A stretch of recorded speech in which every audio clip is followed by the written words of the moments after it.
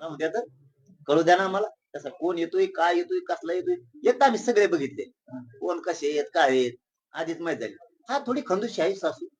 थोडी तिला पहिल्यापासून खड्या करायची सवय आहे. काड्या टोचीती इकडून तिकडे. तिला ठेप्याला आणतो आम्ही. हे सगळे मराठी त्याला ठेप्याला आणतात बरोबर. दादा बीडमध्ये संदीप क्षीरसागर निवडून आले आणि त्या शेवटला जिंकल्यावर ते म्हणले मला जरांगे पाटलांचा आशीर्वाद होता. त्याच्यावर आपण काय बोलू? नाही, मी काय सांगितलं, मी मैदानात होतो.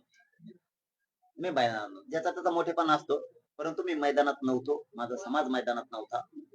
त्यामुळे कोणी निवडून आला म्हणून तिथं छाती पडायची आणि कोणी पळला आणि तिथं मागं घ्यायचं असा धंदा मी करत नाही. ओपन असतं आपलं कार्यक्रम. कारण सगळं खुल्लम खुल्ला. उगं ते अंधारात येगळं, पोटात येगळं, वाटात येगळं. मी सभा घेतली की तो पडलाच पाहिजे. आपला असा दणका असतो. मला लहानपणापासून मला अपयश आलेलं नाही. आपला दणका वेगळा आहे. आपण मुघमुड्या टाकीत नाही. मी गटकाला लागलो, मी समाज बिगट करीत नसतो.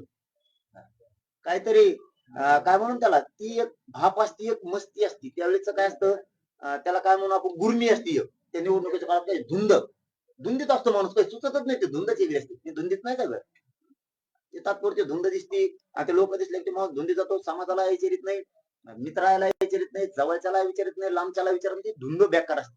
मी धुंदीत कधीच जगत नाही. धुंदीत माझ्या समाजाचा वाटवा झाला. समाजाचा गोतवाळा जमलाय म्हणून कुठेतरी एका जातीवर लोक उभा करायचे, पाडायचे आणि समाज संकटात उभा करायचं, हे मी कधीच होऊ देत आणि कधी जीवनात होऊ नये देणार. मी खूप काही पिढ्याना पारच्या शिदोऱ्या समाजाच्या लेकराला उडणार नाही एवढ्याला करून ठेवणार आहे. फक्त माझ्या शरीराने साथ द्यावा आणि माझ्या समाजाने मला आशीर्वाद द्यावा. बस मी फक्त मधी जाऊ नये. शरीर मला साथ देत नाही म्हणून माझी काहीच अपेक्षा नाही देवाकडे सुद्धा. मी समाजाला असं आयुष्याचं पिढ्यांना पारच पुरत एवढी शिदोरी मोठी करून ठेवणार. त्यांना असं वाटेल की ह्या माणसानं आपल्याला खूप काही करून ठेवलं. माझ्या गोर गरीब काम करणाऱ्या शेतकऱ्यांना, कष्टकऱ्यांना, कंपन्यात नोकरी असणाऱ्यांना, पोलीस मध्ये असणाऱ्यांना, महसूल मध्ये असणारे डॉक्टर, वकील, हे माझे गोरगरीब शेतकरी मराठी यांना असं वाटलं पाहिजे की या लेकरानं खूप काही करून ठेवलं आपल्यासाठी. फक्त माझ्या शरीराने मला साथ दिली पाहिजे. माझ्या देवाकडे एवढीच विनंती, कारण मी फक्त अर्धवट जाऊ. शेवटचा प्रश्न आहे. देवेंद्र फडणवीस मुख्यमंत्री होतात, ह्या हालचाली पूर्ण सध्या सुरू आहेत, ते होतील. परंतु या दरम्यान जरांगे पाटलांची मुख्य भूमिका आणि मराठा समाजाची मुख्य भूमिका नेमकी काय असणार आहे? हे सरकार स्थापन झालं, आता निवडणूक झाली गेली, विषय संपला. ते मराठ्यांनी पटापट डोक्यातून काढून टाकायचं. कोण पडला काय, निवडून आला काय, सुतक पाड्यासारखं वागायचं नाही. आपल्याला काय सुतक आहे, कोणी पडला काय निवडून. आता त्यांचा विषय संपला. तुम्ही त्यांना मोठं केलं. कोणी आमदार झाला, कोणी मंत्री होईल, कोणी काय व्हायचं होईल, ज्याला त्याला मिळालं.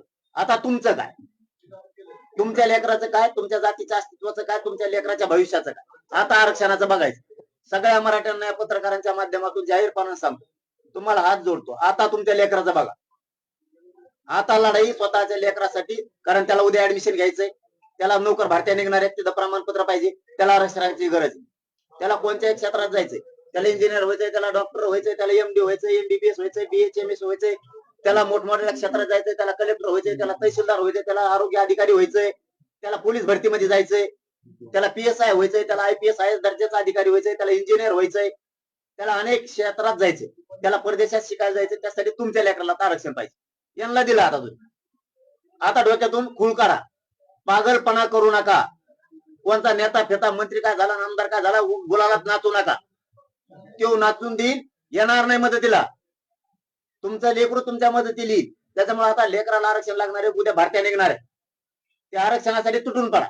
पक्षातल्या ज्याला ज्याला मतदान केलंय त्याला त्याला सांगा, आमचा मुद्द्याला भारती दवर मागणीला तुला मतदान केलंय. मग तो भाजपचा असं नाही तर काँग्रेसचा असं नाही तर महाविकास आघाडी युतीचा असं. मराठ्यांनी आता एकजूट होऊन सामूहिक आमरण उपोषणासाठी अंतरवालीतल्या तयारीला गावागावातल्या मराठ्यांनी लागा. घराघरातले मराठी तिकडे काम उरकून घ्या. सरकार स्थापन झालं की मी तारीख डिक्लेअर करणार. त्यामुळे सगळ्यांनी अंतरवालीकडे यायचं, काम उरकून घ्यायचं. अर्ध्या लोकांनी आपण शेतकरी आहेत, शेतात राहायचं, अर्ध्या लोकांनी अंतरवाली. काय होत नाही, 10-15 दिवस काम बुडाले. सगळे आमरण उपोषणाला बसू. उपोषण किती दिवस चालणार आहे? जवळ देत नाहीत तवर, आम्ही जवळ मरत नाहीत तवर ठाम आहे. गमून नाही ठाम. कोणत्या दिवशी ठाम नाही. आंदोलन अंतरवालीच राहणार. अंतरवालीतच आणि घराघरातल्या मराठ्यांनी मग उत्तर उठायचं नाही. कोणी जातात, तुम्ही उठत नाही, मी उठत नाही, चलन देऊ, बघू कस काय आपल्याला आरक्षण देत नाही. धन्यवाद. पाणी